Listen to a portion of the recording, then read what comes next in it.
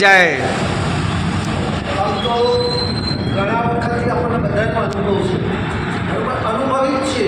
કારણ કે જિલ્લાના તાલુકાના કન્વીનર બન્યા અને સંસ્કૃતિ, ભારતીય સંસ્કૃતિ માટે આટલું બધું કર્યું, પણ તે છતાં અત્યારે એ પ્રોબ્લેમ કેમ થાય છે? પ્રશ્ન મારો બે છે. એનું સોલ્યુશન આપણી પાસે છે? એનું સોલ્યુશન એ મને બોલી લેવા છે, બરાબર છે સોલ્યુશન. તો એમાં વાંક કોનો? આપણો જ આવે. બરાબર, જે તે તાલુકા કન્વીનર છે એ કન્વીનર કાં તો પોતે સાચી રીતે સમજ્યા નથી, કાં તો બીજાને સાચી રીતે સમજાવ્યું નહીં. બરાબર, એક જો આટલું થયું હોય તો આ પ્રોબ્લેમ ઊભા ના થાય. એક વસ્તુ આટલી બધી વાતો કરી, અમારે કોડ લખવાનું શાળા લખેલું નહીં, પણ તમને જે કોડ આવવાનું આવે લખવાનું કરવાનું કરો, સર્ટી પર સુધારો, આ બધું થાય જ નહીં. પણ ક્યારે થાય છે?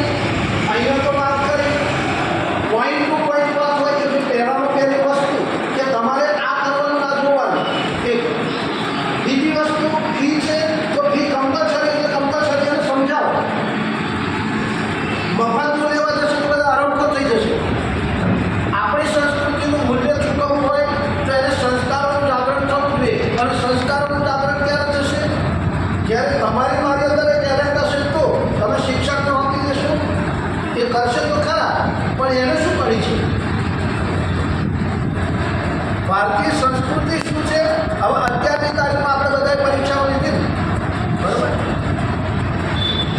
હવે તમે જે પરીક્ષાઓ લીધી છે, જે ટોપર વિદ્યાર્થી આવે છે એનો સંપર્ક અત્યાર સુધી કરે?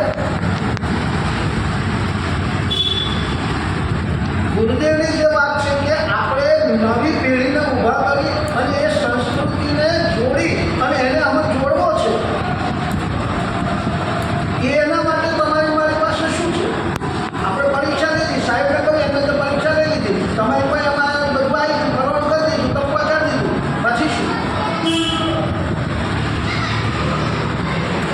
તો સંસ્કૃતિ મંડળ, બાળ મંડળ, બાળ સંસ્કાર કેન્દ્રની બાબતે થાય છે, બરાબર. તો બાળ સંસ્કાર આટલી 251 સ્કૂલોની અંદર આપણે ગયા તો 251 સ્કૂલોની અંદરથી તાલુકા વાઇઝ એક તાલુકામાં આપણે 15 કે 20 સ્કૂલો ગણીએ, બરાબર. તો 20 સ્કૂલોમાંથી હું તો કહું છું કશું નહીં કરે 5 બાળ સંસ્કાર તો થાય ને, થાય ના થાય?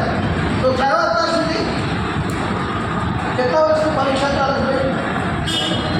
94, બરાબર. તો આજે 94 થી ગણો કેટલા? 2024 કેટલા કેટલા વર્ષ થયા? 30 વર્ષ. 28 વર્ષ. હું તો કહું છું દર વર્ષે તમે 10 બાળ સંસ્કાર કેન્દ્ર કરો તો 28 વર્ષે કેટલા થયો? 280. બરાબર. ગુરુદેવ તમારી મારી પાસે આશા રાખે છે. ગુરુદેવની ભાવિ પેઢીનું નિર્માણ કરવું છે. અત્યારે ભારતીય સંસ્કૃતિનો હાસ થતો જાય છે. તમારો મારો બાળકો ખુદ વાંચવા તૈયાર નહીં. તમે હું બીજા શીખવાડવા જઈએ કે ભગવાનના રામના બાપનું નામ શું હતું? હે, એને તો ખબર છે, પણ તમારા મારા છોકરાને પૂછો તો સંસ્કૃતિની શરૂઆત કઈથી થવી જોઈએ? તમને મને જે ધરોહર સોંપી છે એ ધરોહરને ઉજાગર કરવા માટે તમારે મારે શું કરવું જોઈએ? પહેલામાં પહેલું રીડિંગ આપણે કરવું જોઈએ, પહેલામાં પહેલી તૈયારી આપણે કરવી જોઈએ, ત્યાર પછી એની પાસે જવાય. તમે શિક્ષકની પાસે તૈયાર થઈ જાઓ ને તો એ શિક્ષક